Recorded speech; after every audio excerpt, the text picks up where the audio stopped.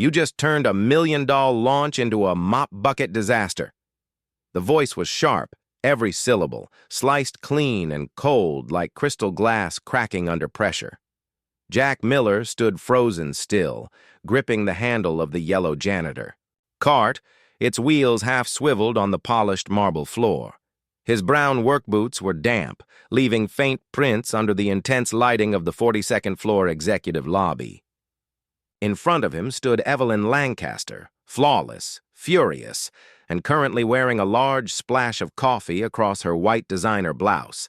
Silence clung to the hallway like fog. Even the interns across the corridor mid-stride with iPads clutched. Tight, slowed down just enough to eavesdrop without being caught. I said. Evelyn repeated, her voice quieter now, but deadlier. Do you have any idea what you've just done? Jack cleared his throat, straightened his back, and shifted his weight from one boot to the other. Ma'am, it's Miss Lancaster. Her heels clicked once as she took a step closer, close enough that Jack could see his reflection in her eyes.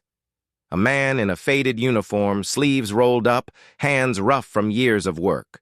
Right, Jack nodded, swallowing the knot in his throat. Miss Lancaster, I didn't see you come around the corner. I was just cleaning, I assume, with your cart parked in the middle of a restricted hallway during an embargoed product reveal attended by 3 Fortune 500 investors. There it was, the humiliation. Jack wanted to explain that the spill on the floor had been reported as a hazard, that the puddle was dangerously close to the elevator bank, that he'd been told to act quickly, but something in Evelyn's tone made him stop. She wasn't looking for an explanation. She was delivering a verdict. Behind her, one of the VPs. Andrew, if Jack remembered the name, attempted to intervene. Evelyn, it's fine. Accidents happen. No, Evelyn snapped without turning her head. Accidents don't happen in Lancaster Holdings. Not on launch day. Jack set the mop upright, gripped the cart, and nodded. Understood. Evelyn stared at him for a moment longer, her perfectly arched brow twitching just slightly as if registering the calm. And his voice irritated her more than the incident itself. Then she walked away, coffee-stained blouse and all, flanked by assistants and executives who parted for her like she was Moses and they were water. Only when the echo of her heels faded did Jack let out the breath he'd been holding. From behind, the supply room door at the end of the hall, a tiny voice chirped. Was that the queen of the angry people? Jack turned. Lily, his 6-year-old daughter, peeked out, gripping the strap of her backpack and looking concerned. Her hair was pulled into 2 braids slightly messy, her eyes wide with worry. Yeah, Jack sighed, kneeling to her height. But don't worry, she's not that scary. She just thinks everything in the world can be fixed with a spreadsheet and a scowl. Maybe she needs a hug or a nap, Lily offered wisely. Jack laughed, pressing a hand to her head. You might be right about that. Are you in trouble again? He hesitated. Probably because of me. No, Sweet Pea, not ever because of you. He looked into her eyes, steady and warm. Don't let people like her scare you. Okay, even if they talk like thunder. Lily nodded slowly, but her voice dropped. Is she going to fire you? She can't fire me. I don't work for her, Jack said with a small smirk. I work under her company, technically. There's a difference. Lily frowned. What's the difference? Jack tilted his head thoughtfully. One of them lets me sleep at night. From down the hall, the elevator dinged. Jack rose to his feet and took Lily's hand. Let's head home. All right, we've had enough drama for one day. But before they could turn the corner, the elevator doors slid open again, and Evelyn Lancaster stepped out. She had changed into a fresh outfit, navy blazer, high collar, silk blouse, heels sharper than her words. She was still angry, but it wasn't the same fury. It was something else now, something more calculating. She stopped when she saw Jack and Lily. The 3 of them stood in silence for a second too long. Then Evelyn's gaze dropped to Lily. Her eyes, previously like steel, flickered. This is your daughter, Jack. stepped slightly forward, instinctively shielding Lily. Yeah, she shouldn't be here. She's not. Jack kept his tone neutral. She was just waiting by the storage room while I finished my shift.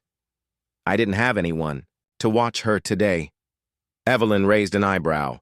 And that's an acceptable excuse for bringing a child into a restricted corporate facility. Jack's jaw tensed. It's not an excuse. It's just life.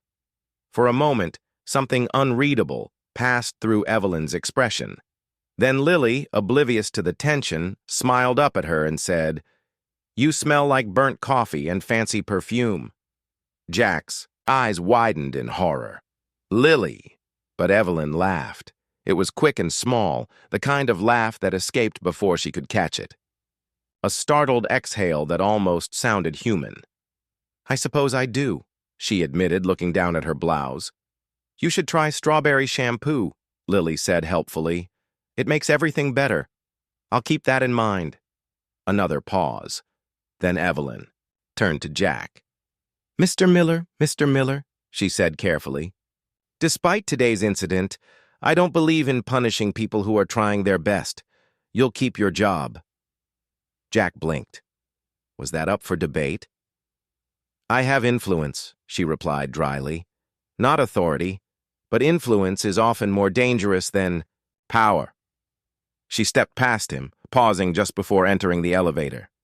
"And Mr. Miller," she glanced over her shoulder. "Next time you see a hazard in this building, report it. Don't try to be a hero with a mop." Jack straightened. "With all due respect, Miss Lancaster, sometimes a mop's all you've got." Her lips twitched again. Not quite a smile, but something. Then the elevator closed. Jack looked down at Lily. Did she smile? She asked in disbelief. Hard to tell, Jack said, still staring at the steel doors. But if she did, I think we just witnessed a miracle. This isn't happening, not tonight. Not like this, Jack muttered to himself, as the fluorescent lights above flickered once, twice, then went out, plunging the 42-story tower into a hush, darker than silence. The only sound was the faint hum of emergency generators kicking in, followed by the dull, echoing clunk of something mechanical failing deep in the building's gut. He looked down at Lily, whose tiny hand gripped his fingers tighter. Her eyes, wide and steady, searched his face for an answer he didn't have.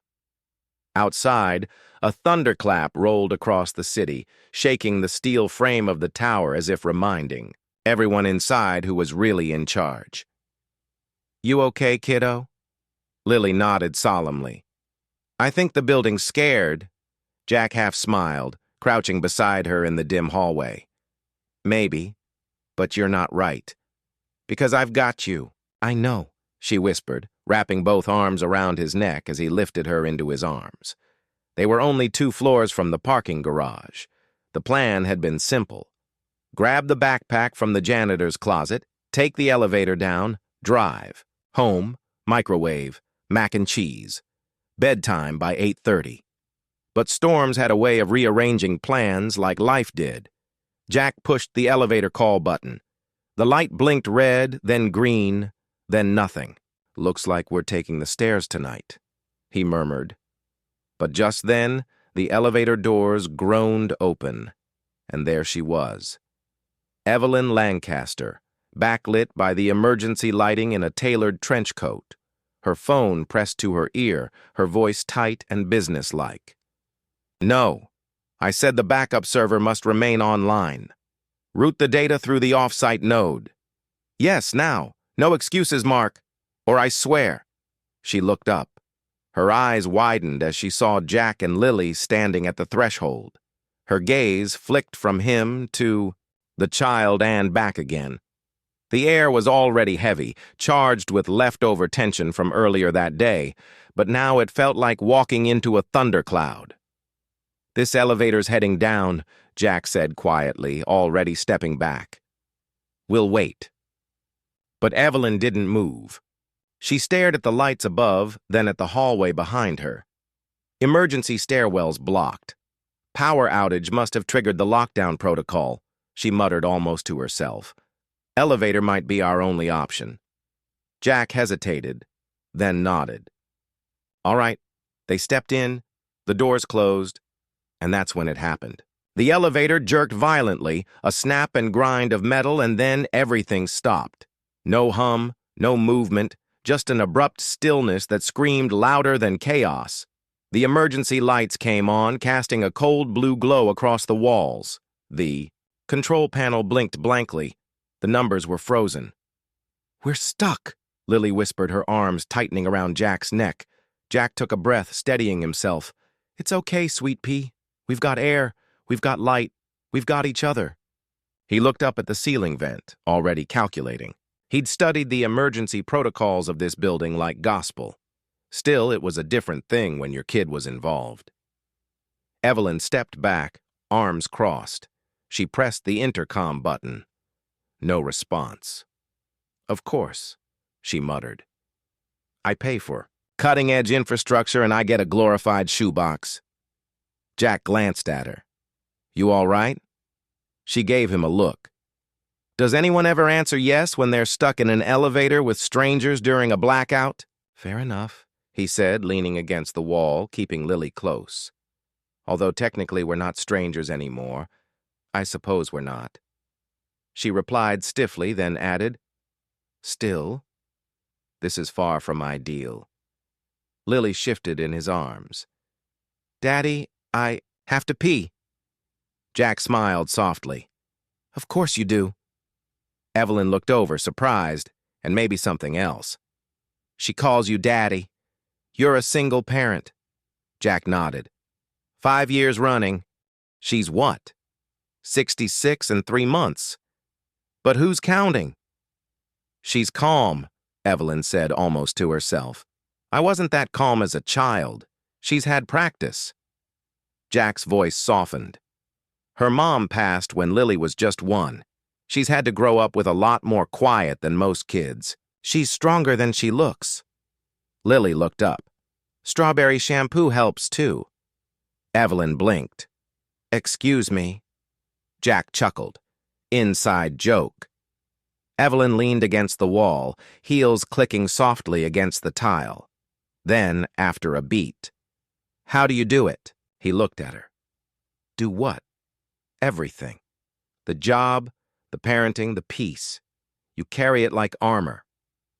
Jack exhaled, shifting Lily gently to his other arm. "It's not armor. It's purpose. When you've lost everything, once you stop trying to control life, you start trying to walk through it without falling apart." There was silence for a moment. Then Evelyn said quietly, "You're not what I expected." Jack raised an eyebrow. "What did you expect?" "I don't know.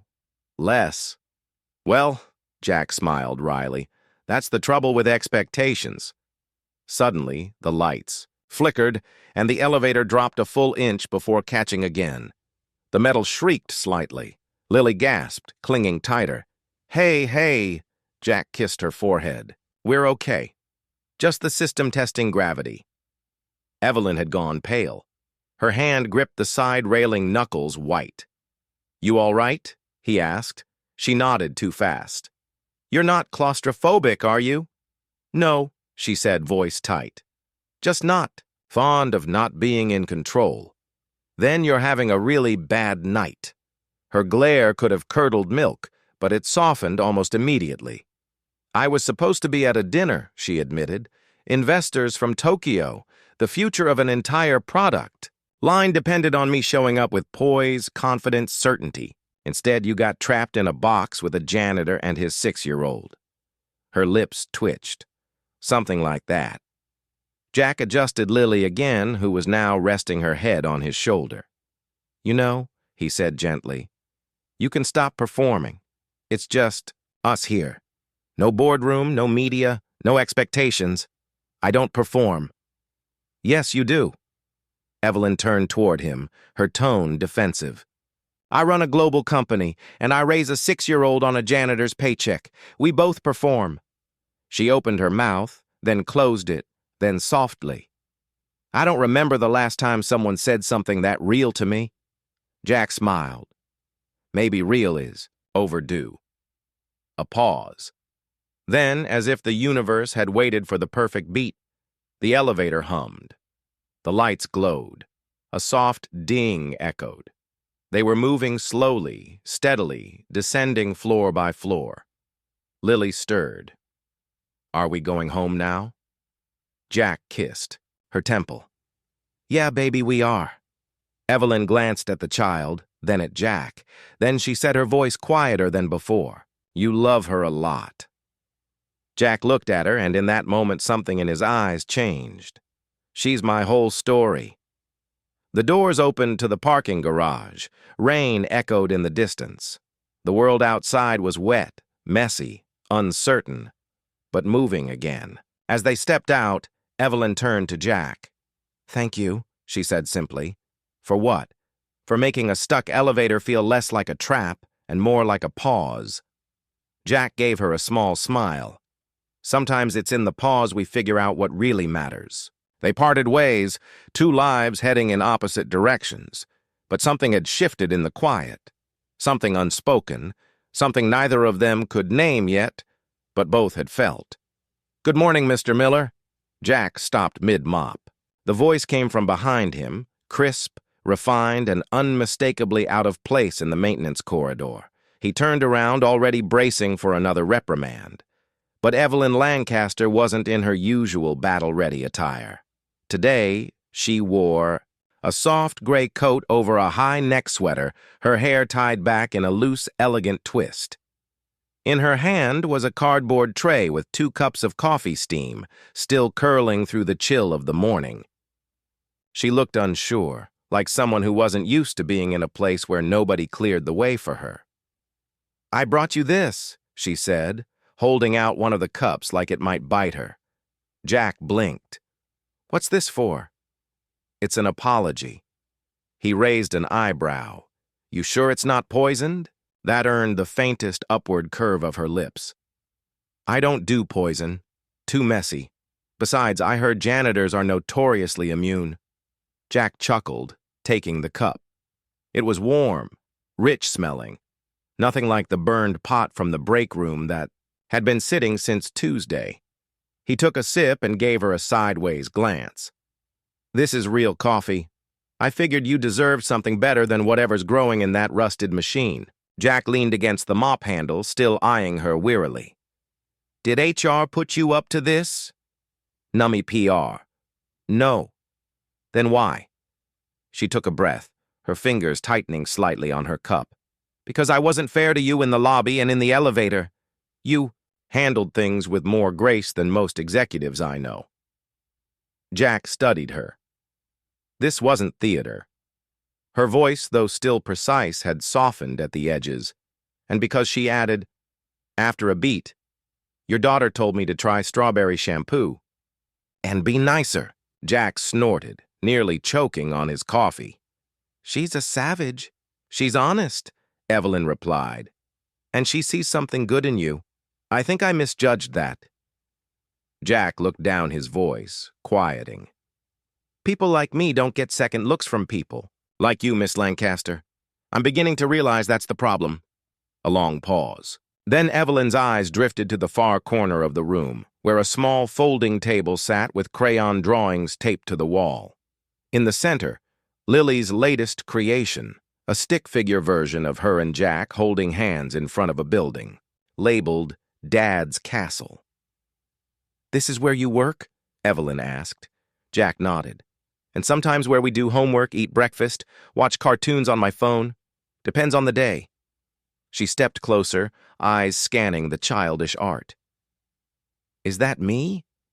Jack glanced over and grinned, the one in heels throwing lightning bolts. "Probably." Evelyn tilted her head. "I look powerful." "You are." There was a silence, not awkward but full, the kind that filled the space between people when walls begin to come down. Evelyn turned to him. "Jack, do you ever regret it?" "Regret what?" "Taking this job? The hours? The pay? The way people look at you?" Jack didn't answer right away. He stared at the steam rising from his cup. "Sometimes," he said. "Finally, when I'm tired, When the bills pile up, when Lily asks if we'll ever have a backyard. He looked up at her, calm but raw. But then I see her sleeping with her arms wrapped around that raggedy old teddy bear. I see her laugh at the silliest things. I hear her tell me I'm her hero. And no, I don't regret it, not a second. Evelyn swallowed hard. She's lucky. I think I'm the lucky one. Just then, footsteps echoed down the hall. Lily appeared around the corner, dragging her pink backpack, one braid already unraveling. "Hi, Miss Evelyn." Evelyn blinked. "You remember my name?" "Of course. You're the coffee lady now." Lily beamed. Jack groaned. "You see what you've started?" Evelyn crouched slightly, meeting Lily's eyes. "How's second grade treating you? Boring? Except math." "I like math. Numbers don't yell." Jack and Evelyn exchanged a glance. "Well," Evelyn said with a gentle smile, "that makes two of us." Lily tugged her dad's sleeve. "Can she come to the library later? I want to show her my book fort." "Lils? I don't think Miss Lancaster." "I'd love to," Evelyn interrupted. Jack turned, startled. "You would? I have an hour free this afternoon, and I think I could use a reminder of what a castle made of paperbacks looks like." Lily clapped. "Yay! You can sit in the Queen's corner. I thought you were the Queen." "I am, but I can share." Jack watched the exchange, his heart strangely full. Evelyn stood and gave him a look, part amused, part daring what he asked. She sipped her coffee. "I'm starting to think your daughter might be a better judge of character than I am." He smirked. "She's got a gift." A small buzz came from Evelyn's phone. She glanced at it, then slipped it away without checking. "They can wait." Jack tilted his head. "That doesn't sound like you." She looked at him steady. "Maybe it's time I sound different." Later that afternoon, the staff lounge turned library nook echoed with Lily's giggles, the rustle of paperback pages, and the low murmur of two very different people sitting in opposite chairs, slowly beginning to understand the rhythm of each other's worlds. Somewhere in the background, a crayon drawing grew one new figure, a stick version of Evelyn now seated beside Lily holding a paper crown. The floor was glass, not literally, but it felt like it so polished and pristine that Jack Miller hesitated before stepping in, afraid he'd leave behind footprints no one wanted. The boardroom on the top floor was cathedral-like in its design. Endless floor-to-ceiling windows, a 12-seat marble conference table, and a skyline view so breathtaking it almost seemed borrowed from another city. Jack adjusted the flower arrangements, two identical centerpieces he had picked up on his way in that morning, and straightened the placards. Evelyn had asked for the room to be ready by 9 sharp. No fingerprints, no dust. Spotless wasn't a goal, it was a standard. Lily sat quietly just outside the room on a bench, sketching another castle. Jack had no choice but to bring her along. Her school was closed for a teacher workday, and he couldn't afford a sitter. He'd hoped no one would notice. But in a room full of billion-dollar egos, nothing slipped by unnoticed. "Is this the janitor's kid?" The voice sliced through the air like a blade dipped in champagne. Jack turned slowly. A man in an immaculate navy suit, silver cufflinks, and the smirk of someone who'd never had to clean up after themselves was standing just inside the doorway. Victor Langston, private equity titan, Evelyn's lead investor. Victor stepped closer, scrutinizing Lily as though she were an unauthorized guest in a museum.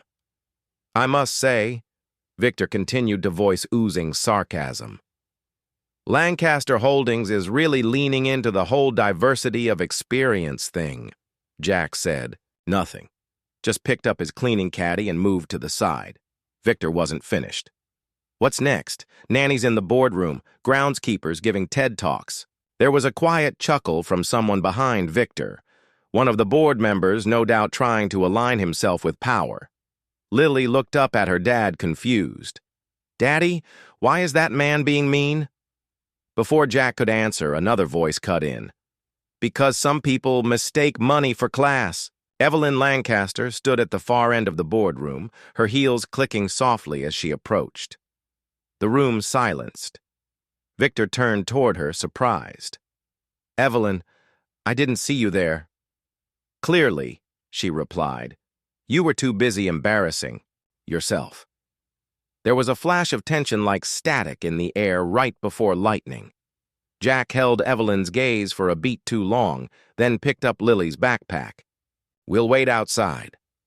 But as he passed Victor, the man muttered, not quite under his breath, "Don't you people have a broom closet to hide in?" Jack stopped. Evelyn froze. Lily clutched her father's sleeve. Jack turned slowly, but his voice remained, level, calm, like still water that ran far deeper than most could see. "I didn't bring my daughter to work," he said. "I brought her to where I survive." Victor rolled his eyes. Same difference. Jack's jaw tightened, but he didn't argue. He looked at Evelyn, their eyes locked, but she said nothing, not a word. And in that moment, surrounded by men in suits, women in designer heels, and the cold clink of espresso cups, Jack understood, something with surgical clarity. Silence, when spoken by the powerful, was louder than cruelty. He nodded once, gently took Lily's hand, and walked out of the boardroom. Evelyn watched them go. Her mouth was dry, her tongue heavy, and the echo of Jack's words hung in the air like dust motes caught in morning light. "I didn't bring my daughter to work. I brought her to where I survive." The conference began. Charts, projections, buzzwords. But Evelyn wasn't present. Not fully, because in the corner of her mind was the image of Lily's tiny hand clutching her, father's, and the sound of a man defending his dignity without raising his voice, and her own silence ringing like a gavel. Later that night, she stood alone in her office, staring out at the city lights. The building she'd built, the empire she ran, had all looked so impressive from up here. But the truth was, it had never felt more hollow. She walked over to her desk, sat down, and opened a drawer. Inside was a folded piece of paper, Lily's drawing from the other day, the one where Evelyn had been drawn with golden hair and a paper crown. You helped him shine. But today she hadn't. She had let the room swallow her, let her silence speak on behalf of cowardice. And somewhere deep inside, something cracked. Not loudly, not all at once, but the kind of crack that signaled the start of a quiet avalanche. In the janitor's closet-turned-break room, Jack sat alone. Lily had fallen asleep on a makeshift couch, curled under his jacket thumb near her mouth. He stared at the resignation letter he had written and folded twice. He thought of Evelyn's silence. Then he thought of her laugh, her awkward coffee offering, her eyes softening when Lily called her a fairy. Was it all just temporary warmth? Or did something in her want to change? He sighed, stood, and placed the letter in his bag. But he didn't submit it yet. Not tonight, because somewhere inside a voice, his own voice, was still whispering, "Give her the chance to prove you wrong." The letter sat on the table, folded neatly in thirds, not rushed, not angry, just honest, just final. Jack Miller stared at it, fingers lightly tapping the worn edge of the paper. The break room was quiet, too quiet for a man whose heart was storming. Outside the utility door, the world carried on. People in suits, lattes in hand, shoes that had never touched anything dirtier than the inside of a town car, and somewhere between them all, Evelyn Lancaster. He hadn't seen her since the boardroom incident. Not a call, not a word, not a whisper. The silence confirmed what the walls of this place had always taught him. Janitors don't get closure. They just clean up what's left behind.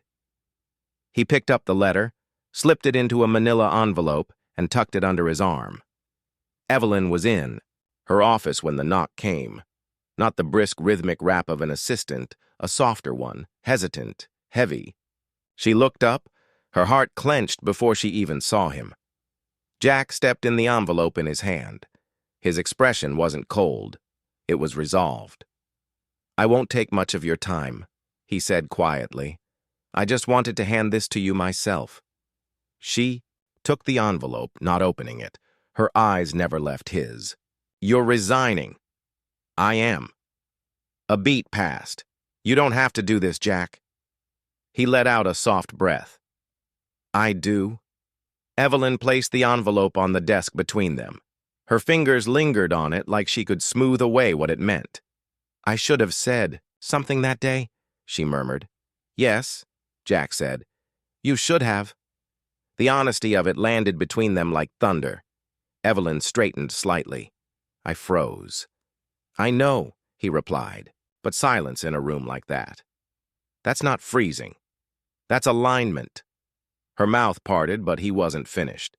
"I didn't expect you to punch the man or make a scene, but I thought maybe you'd at least remind the room that a little girl doesn't deserve to be humiliated just because her father carries a mop."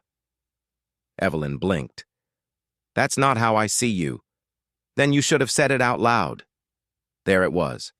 The core, the wound, the truth. She lowered her gaze.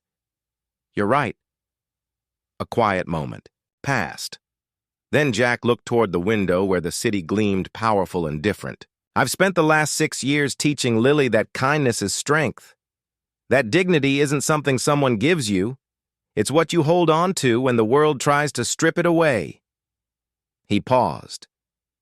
"But if I stay here after what happened, after what didn't happen, what does that teach her?"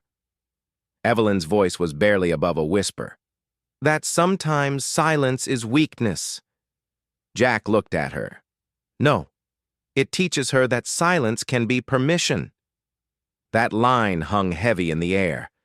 Evelyn stepped around, the desk slower than usual, less guarded. "I didn't know how to handle that moment, Jack. I've been trained to avoid emotion in boardrooms, to never let it crack through. But maybe that's made me unhuman in all the places that matter." "You're not unhuman," Jack said softly.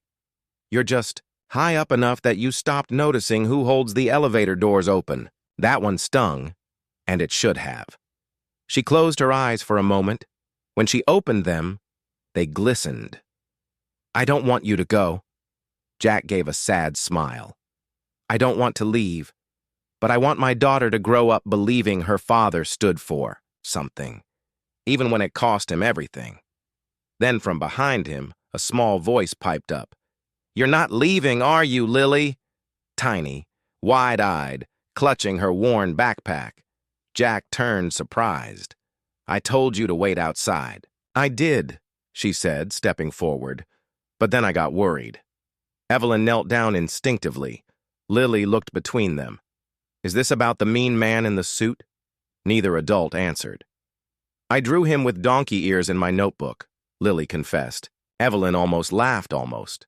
Lily turned to her. "Are you sad?" Evelyn blinked. "Yes, I am."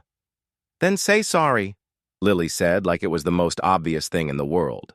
Evelyn's gaze flicked up to Jack, then back to the little girl. "I'm sorry, Lily," she said gently. "And Jack, I truly am." Jack gave a small nod, acknowledging it not as permission but as truth received. Evelyn rose. "If this is really your decision, I'll respect it. But I hope you'll allow me a second chance not to fix what happened, but to become the kind of person who wouldn't let it happen again." Jack stared at her. Something in her tone measured honest unlocked the door. He had slammed shut inside himself. "I'll think about it," he said quietly. Then Lily stepped forward and hugged Evelyn's leg. "You're not as scary as Daddy said," Lily Jack exclaimed, horrified. But Evelyn laughed. A real laugh this time. Light, unpolished, human. Jack shook his head, flustered. "I never said that." Evelyn looked at him, eyes softening. "No, but you thought it." He chuckled despite himself. Then he picked up Lily and turned to leave. "Goodbye, Evelyn." She watched them go, this time without silence. this time with a choice to be different. And the envelope, it stayed on her desk, unopened, unshredded, maybe unread. Because not all letters have to end in endings. Some open new beginnings. The SUV looked absurd. Parked between two faded sedans with duct-taped bumpers and sun-bleached dashboards, the glossy black luxury vehicle gleamed like it didn't belong because it didn't. Evelyn Lancaster stepped out in a tailored coat heels, clicking against cracked pavement. She hesitated, not because she was afraid, but because for the first time in a very long time, she had no idea how to walk into someone else's world without being the richest person in the room. She adjusted the paper bag in her hand. Homemade banana bread, a recipe her assistant had looked up that morning, and walked toward the small apartment building. Each step away from the glossy SUV felt like peeling off another layer of who she was trained to be. Jack's neighborhood was alive. Not in the neon-lit socialite way Evelyn knew, but alive in the way that children's laughter echoed between brick walls and neighbors leaned over fences just to share a joke. Dogs barked. Music drifted through cracked windows. A teenager helped his grandmother bring in groceries. Evelyn paused at the gate and looked around. Everything here was modest worn, but full of heart.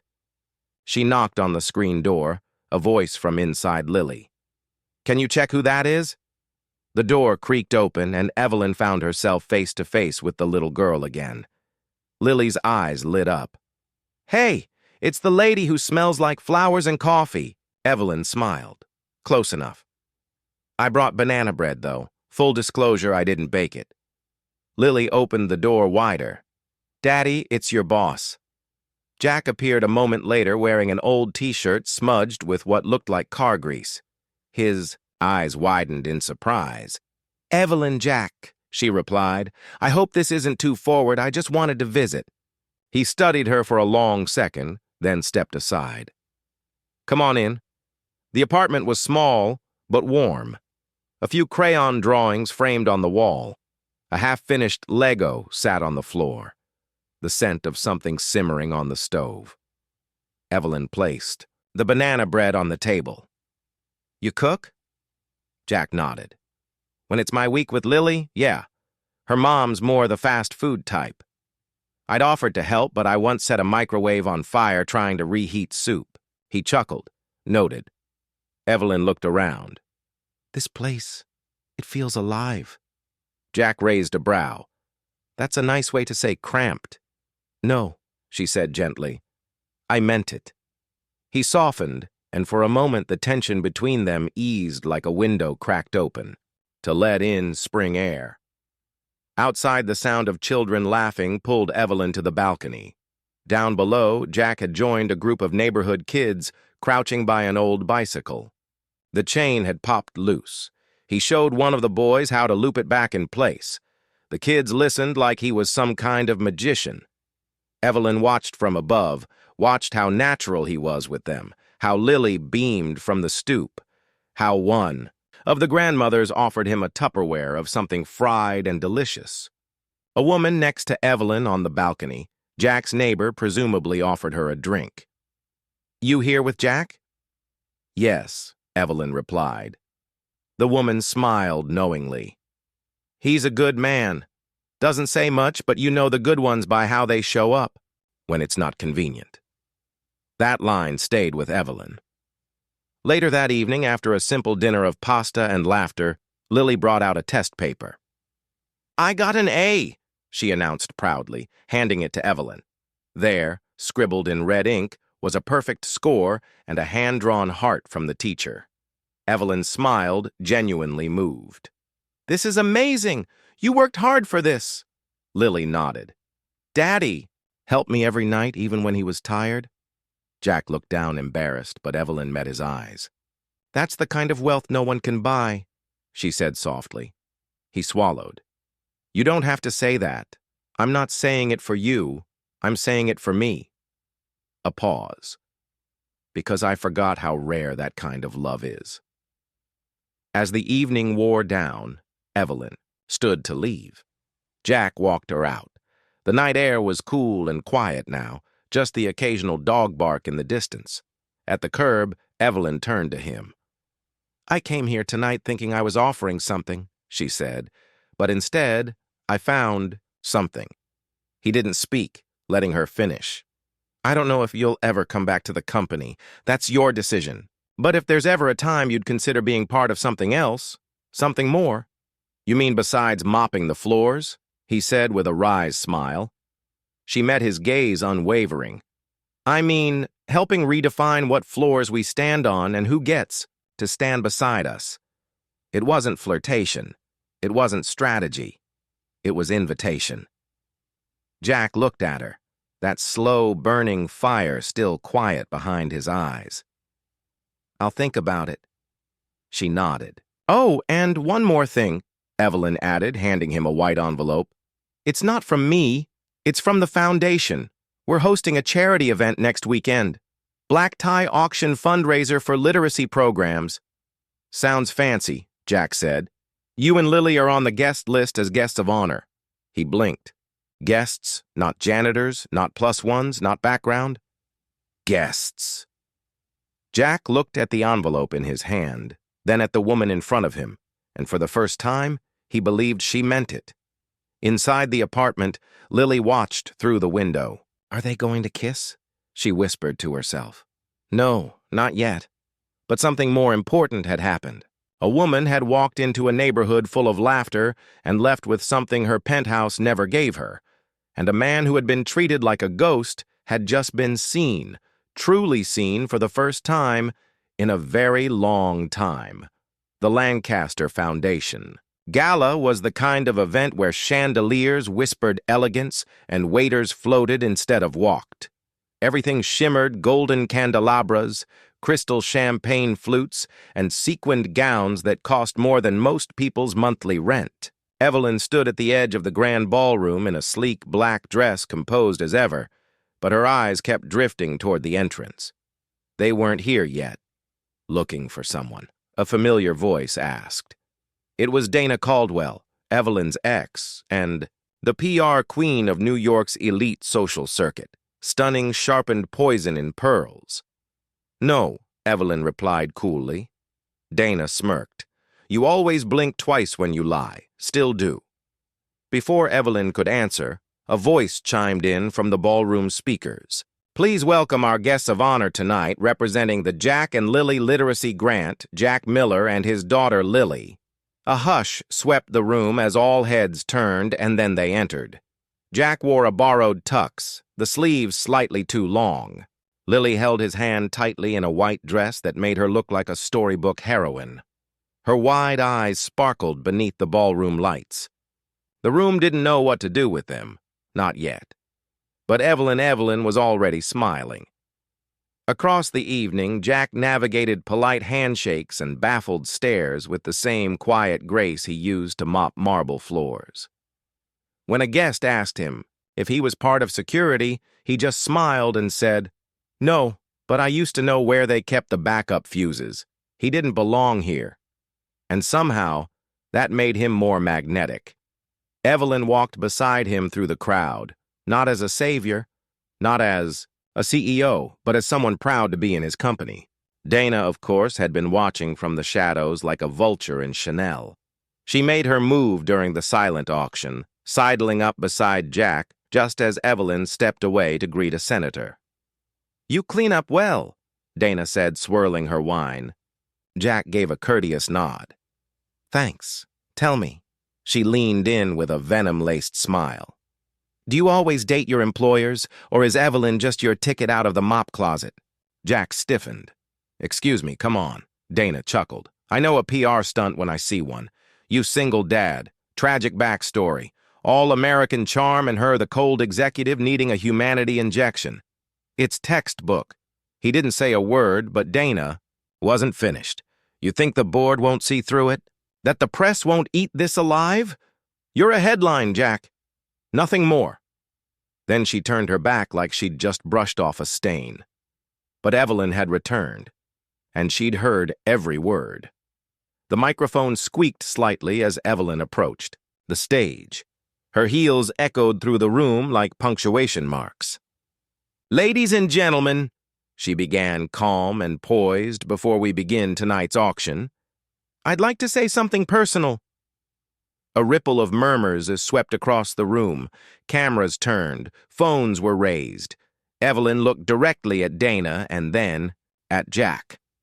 "When I was 13, she said, my father made me memorize the stock prices of our top 10 competitors before I was allowed to have dinner. I grew up learning balance sheets before bedtime stories." Soft laughter, but no one interrupted. "I was taught that kindness is weakness, that success means power, and power means distance." She paused. "Then I met a janitor." Now the room went completely silent. He didn't come with headlines or family names. He came with a toolbox, a child, and a kind of integrity this room hasn't seen in years. She glanced at Lily in the front row, her small hands gripping the chair. "This man taught me that showing up for the people who matter isn't a tactic. It's a truth." Her voice rose clear, unwavering, "And if kindness is a strategy, then I pray to God I'm being used." Gasps, flashbulbs, a stunned pause that hung in the air like confetti frozen mid-fall. Jack's eyes didn't leave hers. She continued, "He is not a PR stunt.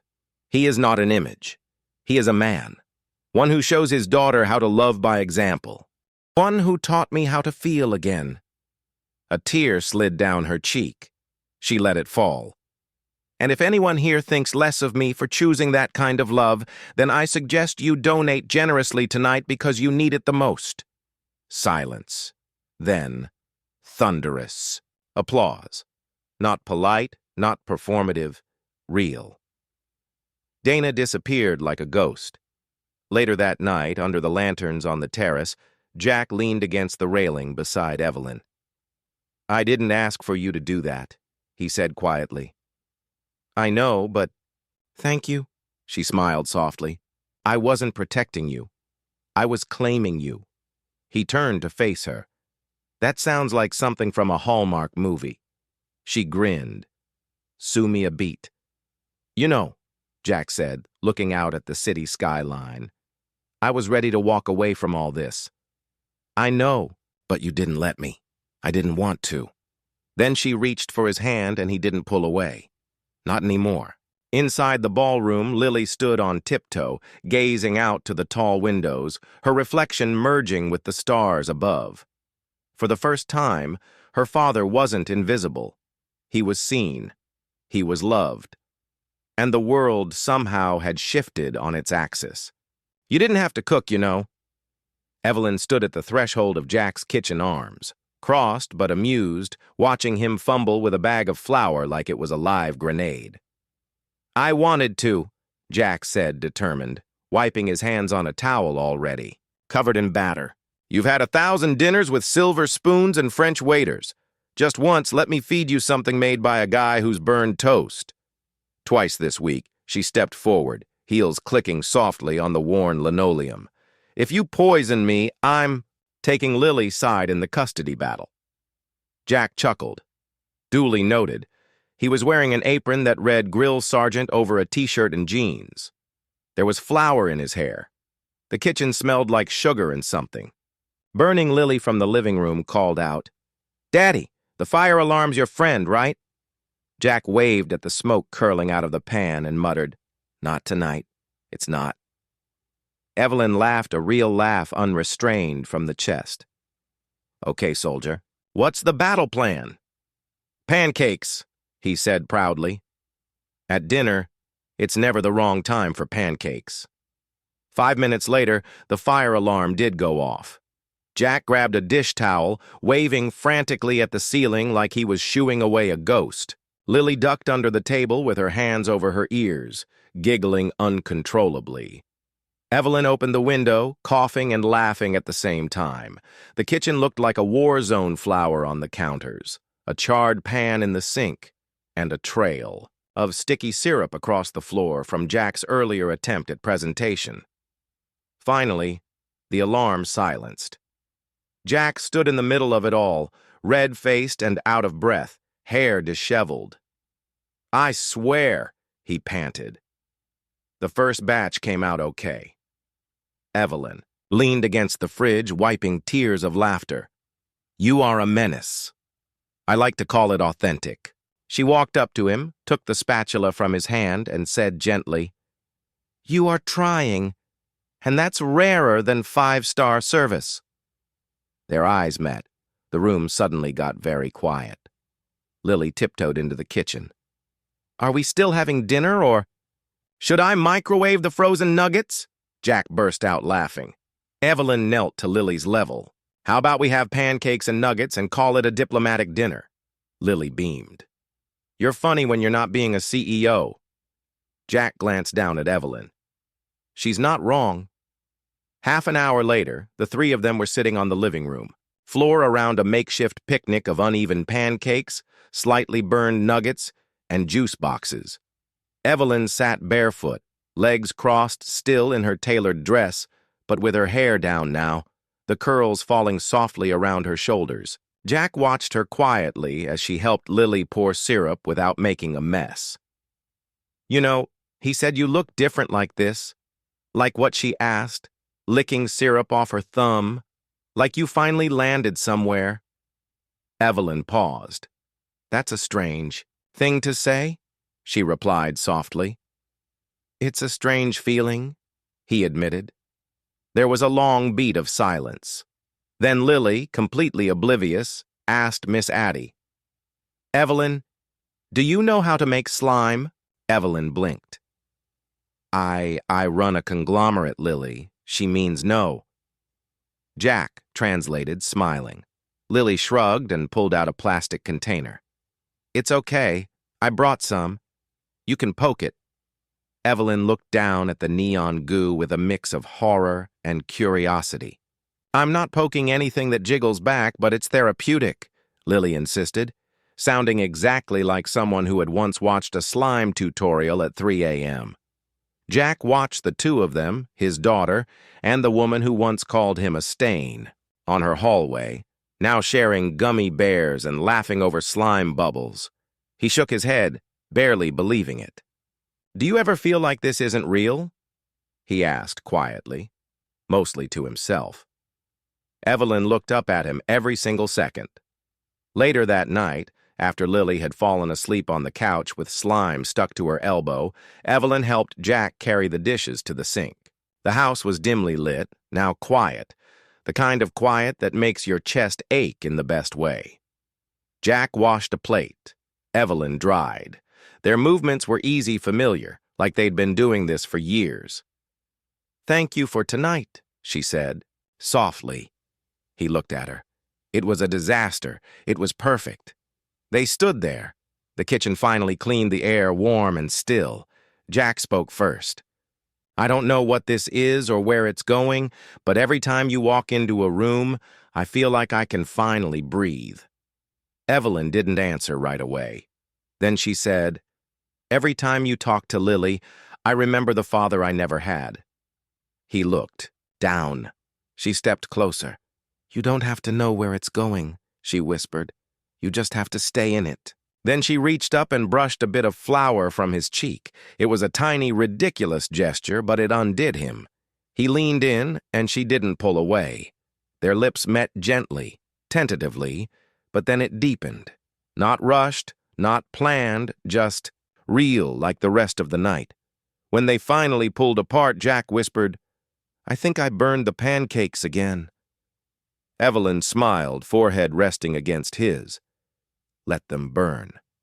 It started with a ping, then another, then a flood. Jack's phone buzzed uncontrollably on the nightstand beside him as he woke to the faint morning light creeping through the blinds. At first, he thought it was another maintenance request from the building, or maybe a spam text, but when he picked it up and saw Lily School principal, his old buddy from the neighborhood, and a contact saved only as Mrs. Rodriguez church pancake, fundraiser, all messaging at once. His stomach dropped.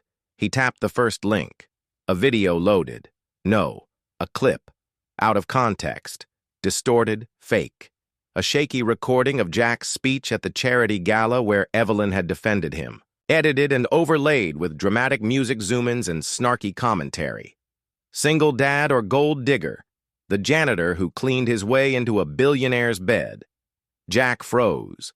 The camera cut from a zoom on Jack's humble suit to Evelyn's designer heels, to Lily's innocent smile. His daughter. They had dragged his daughter into this. Another message popped up, then another. He opened his email. Subject: urgent damage control needed now. It was from a PR team, one he'd never spoken to before. By the time he arrived at work, Evelyn was already in her office, blinds drawn, the door firmly shut. Jack's walk through the building felt different.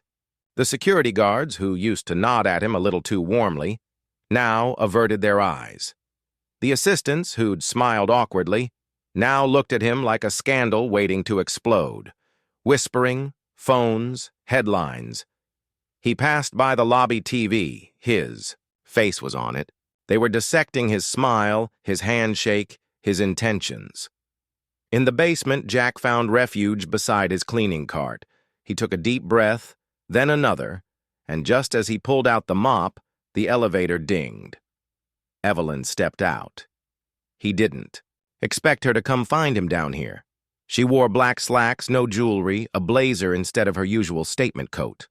Her hair was tied back, not in its elegant twist, but a tired, no time for perfection kind of knot. She looked human, Jack, she said softly. He met her eyes. For the first time since he'd known her, she looked unsure of herself. I'm handling it, she began. My legal team is filing for defamation. We're pulling down every unauthorized clip. Who leaked it? Jack asked quietly. Evelyn hesitated. It might have been someone in the board or the press, maybe even a former partner. You think this was random? No. I think it was inevitable. Silence stretched between them. Then Jack spoke. Lily was crying this morning. Evelyn's face crumpled. She doesn't understand why strangers are calling her dad a liar, or why her school friends' parents are whispering. I never wanted this, Evelyn said. Not for her, not for you. You knew it might happen, he replied. Not accusing, just honest. I thought I could protect you. Jack shook his head slowly. You can't protect someone by hiding from them when things go bad. Evelyn's breath caught. I just needed a moment, she whispered, to think, to make sure I didn't make it worse. And in that moment, Jack said I felt alone again. That night, Jack didn't return Evelyn's texts. He sat in Lily's room, watching her sleep, brushing a strand of hair from her forehead. I shouldn't have let you be part of this mess, he whispered to her in the dark. Downstairs, he turned on the TV. The coverage hadn't stopped. Some panel was arguing whether romantic charity optics were just a PR stunt by Lancaster Holdings. Someone else said Evelyn was too smart to fall for a janitor unless she had a master plan. One analyst smirked. It's a Cinderella story, but maybe he's the one selling the glass slipper. Jack turned it off. He packed a box. Not of things, of peace. He needed space for Lily, for himself, for the version of Evelyn who showed up, not the one who vanished when the world turned cruel. Meanwhile, Evelyn stood on her penthouse balcony, phone in hand, unsent message glowing on the screen. I'm sorry I disappeared. I didn't know how to stand still in the storm. She didn't hit send. Not yet. Her board was restless. Her investors were wary. Her image, curated, perfect, untouchable, was now tangled in a narrative she couldn't spin. One of her advisors told her, "Distance yourself now, quietly, no statements, he'll fade." She didn't answer him. Instead, she replayed Lily's laugh in her mind. The pancake night, the slime. Jack's voice saying, "You just have to stay in it." She hadn't stayed. She'd hesitated, and maybe that was worse than betrayal. 3 days passed. No word from Jack, no texts from Evelyn, just silence and headlines. Until one morning, Lily found a letter tucked in her backpack, a drawing of a sunrise, a note. Sunshine doesn't hide, and neither should we. No signature. But she knew. She showed it to Jack. He held the paper for a long time. Then he reached for his phone. Not to call, not yet. But he didn't throw it away either. Something in him said, "It's not over, not yet." The conference hall at Lancaster Holdings was a fortress of glass and steel, bathed in morning light and filled to the brim with the people who had once built Evelyn Lancaster's empire and those now waiting to watch it shake. Every chair was filled. Board members in tailored suits sat like statues. Reporters clutched recorders' phones and pens like weapons. Cameras clicked. Microphones glowed red. Live streams buzzed online with tens of thousands watching. The podium waited cold and gleaming.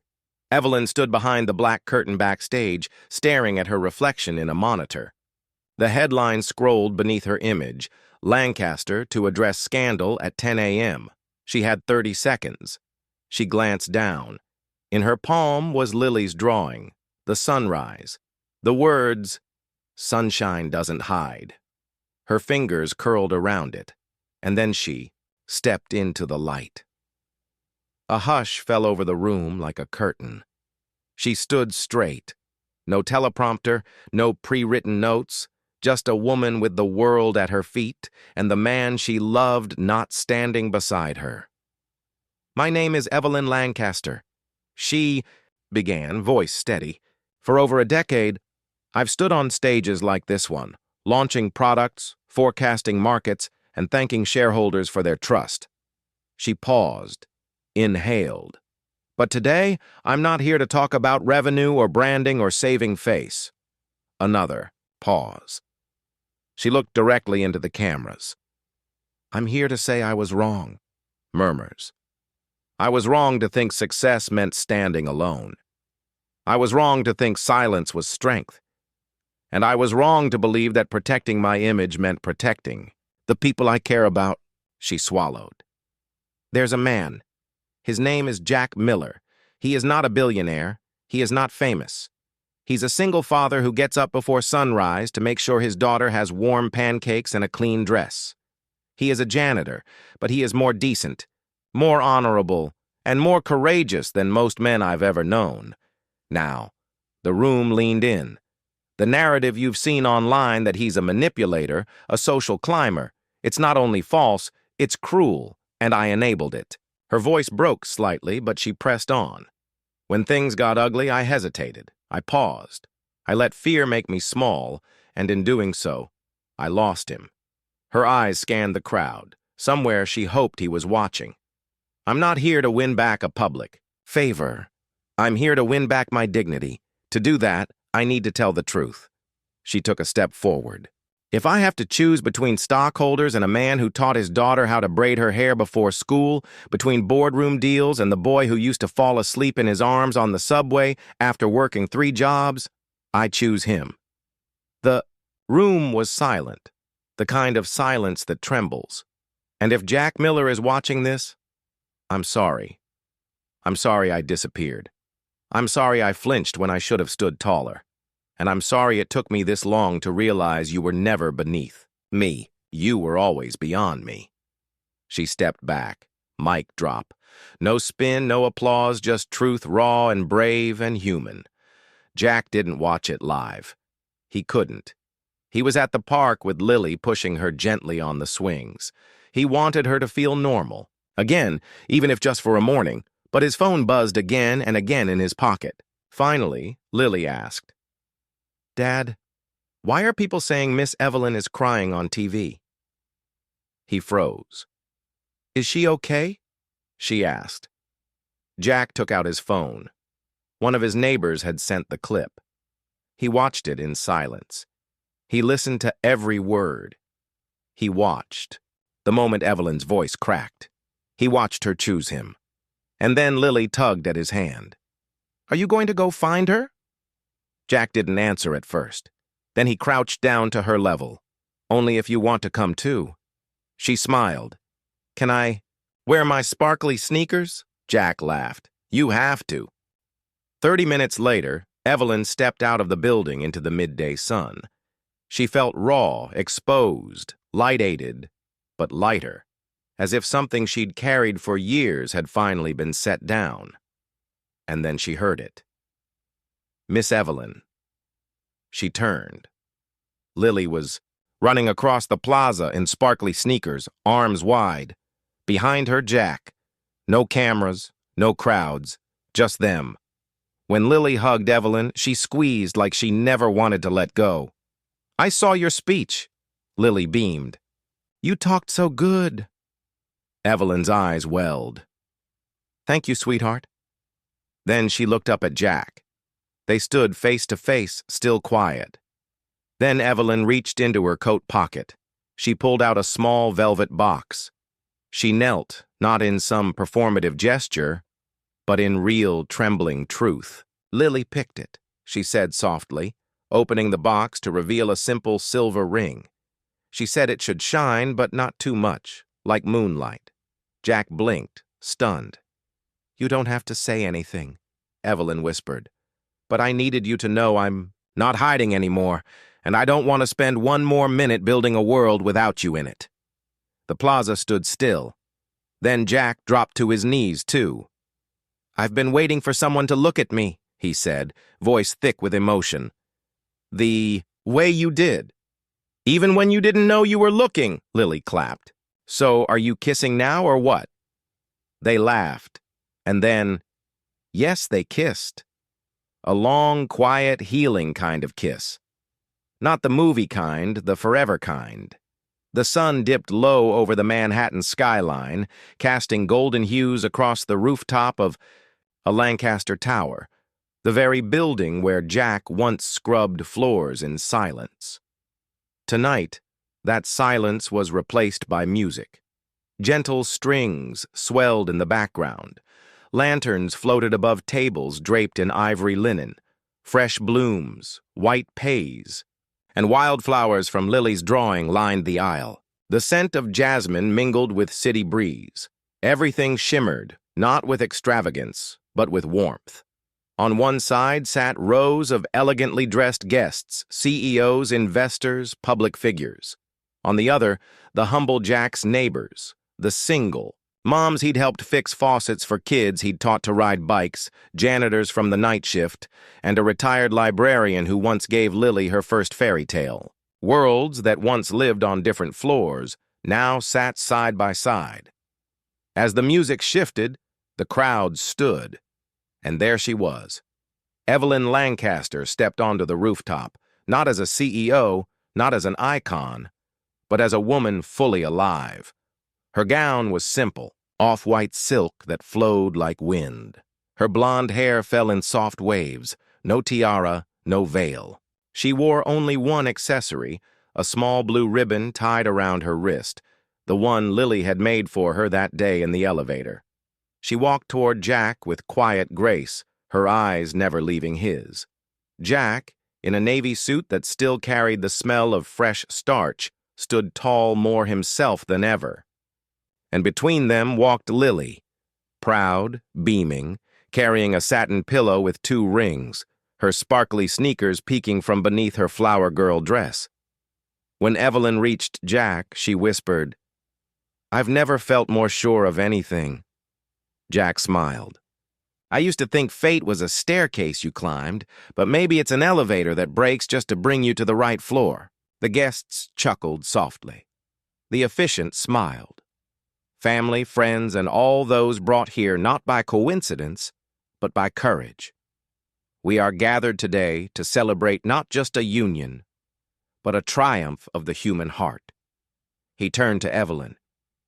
Do you, Evelyn Lancaster, choose this man not for what he owns, but for who he is? Evelyn nodded, eyes glistening. I choose him for how he listens. How he never walks past someone who's hurting. How he taught me that strength can be gentle. And you, Jack Miller? Do you choose this woman not for where she comes from, but where she's going with you? Jack looked at her. I choose her for seeing past the dirt on my boots, for dancing with my daughter in the middle of a parking lot, and for coming back when most people would have run. The efficient turned to Lily. "Do you, Lily Miller, approve this merger?" The rooftop laughed. Lily held up her hand. "I've got one condition." Everyone stilled. She reached into her little purse and pulled out a folded note. "If they ever fight," she declared, "they have to stop and eat ice cream together. No exceptions." Laughter broke out again, warm and heartfelt. Jack and Evelyn both bowed to her. "Deal." The efficient smiled. "Then, by the power vested in me by the great state of New York and a very wise 6-year-old, I now pronounce you husband and wife." Jack leaned down and kissed Evelyn. No thunderous applause, no confetti cannons, just the wind, the city lights, and a crowd of people once strangers rising to their feet with quiet tears and standing ovations of the soul. Later that evening, after laughter and stories, after toasts and hugs, Jack led Evelyn up a small staircase to a hidden ledge of the rooftop. The skyline opened like a dream. Bridges, rivers, towers glowing beneath a twilight sky. This, Jack said, was my favorite spot when I was working nights. Sometimes I'd come up here when everyone had gone home, just to breathe. Evelyn leaned on his shoulder. "I get it now." "You do?" "Yeah. This isn't just a view. It's a reminder." She looked up at him. "That no matter how high you climb, it's only worth it if someone's beside you." They stood in silence for a moment. Then Evelyn asked, "Do you think people like us were ever supposed to end up together?" Jack thought. "No," he said finally. "I think people like us choose each other and all the quiet moments no one else sees." She took his hand. Then he leaned close and whispered, "You lit up my whole life." With one broken elevator. Evelyn's eyes glistened. "And you," she said, resting her head against him, "made me believe that home isn't a penthouse. It's a person." Behind them, fireworks began a surprise gift from Jack's old friend at the fire department. They didn't flinch. They didn't need spectacle. They already had everything. One rooftop, 2 hands clasped, a girl twirling in sparkly shoes, and a city full of stories still waiting to be told. Maybe love doesn't always arrive in grand gestures. Sometimes it sneaks in between the floors of our everyday lives in small kindnesses, quiet strength, and the courage to look beyond appearances. If this story touched something in you, I'd love to know where in the world are you watching from. Drop a comment and say, "Hi, your words mean more than you think." And if you believe in stories that heal, inspire, and remind us that kindness still matters. Don't forget to subscribe to the channel. There are so many more stories waiting to be told, and I'd love for you to be part of the journey. Thank you for spending time with this story, for listening not just with your ears, but with your heart. Until next time, keep believing in the light that shines even between floors.